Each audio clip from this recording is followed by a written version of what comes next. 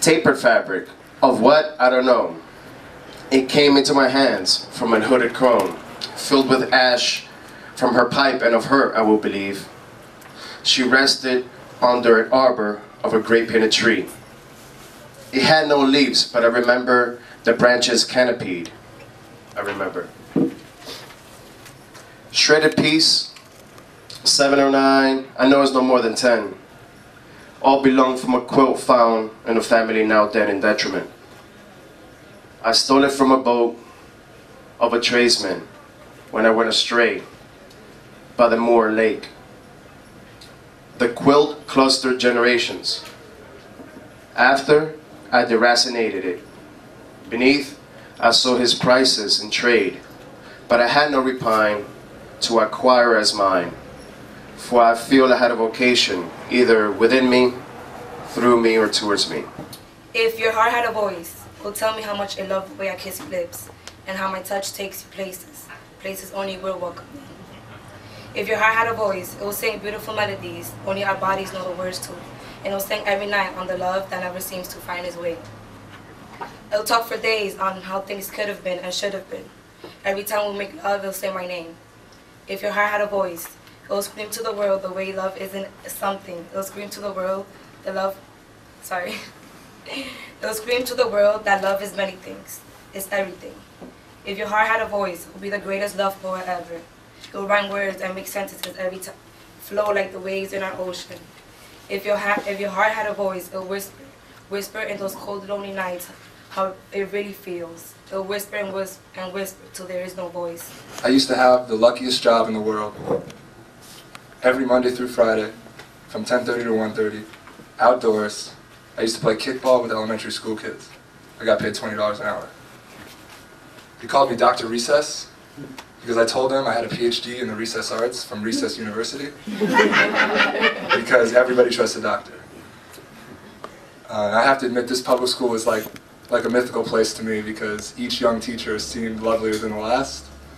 And when I watched one of them kneel down to heal some poor kid's boo-boo, I felt this deep evolutionary voice inside me saying, go. And I'm one who tends to listen.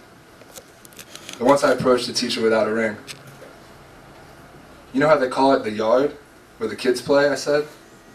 The yard, same like prison. Prison yards.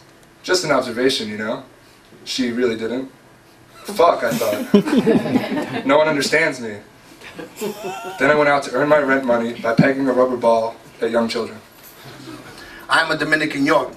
That term succinctly defines my existence. I was born in the U.S. but raised in the Dominican Republic from when I was 3 months old until the age of 5.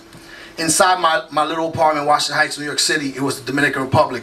Mommy ruled, merengue and mangú. Outside of it, New York City and its accoutrements, hip-hop, graffiti, and pizza beckoned. I am a Dominican York. My parents, on the other hand, even though they have lived here since the early 70s, are Dominican. My mom has only a few words in her English language repertoire, and while my dad has a more extensive vocabulary, the words he knows are usually only curses and only uttered when he is inebriated. I still recall with horror the one incident that encapsulated our different and divergent worldviews.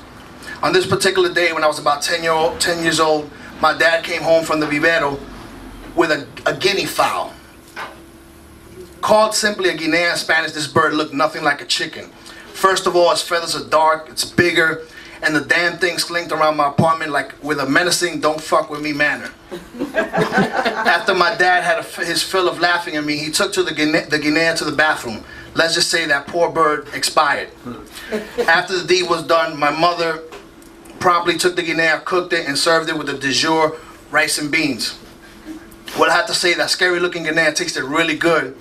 Her problem was that she couldn't tell anyone about her 6th toe.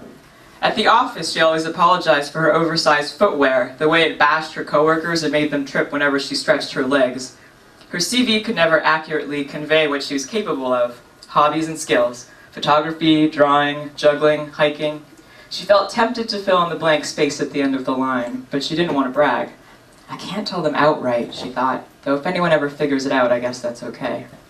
She finally broke down to her 3rd lover, the one she thought would be for keeps, and gingerly rolled down her stocking. "I've got to show you something," she said. I don't understand, he replied. I just see a space. There's nothing there. That valley between the big toe and the second, she explained patiently. That's potential.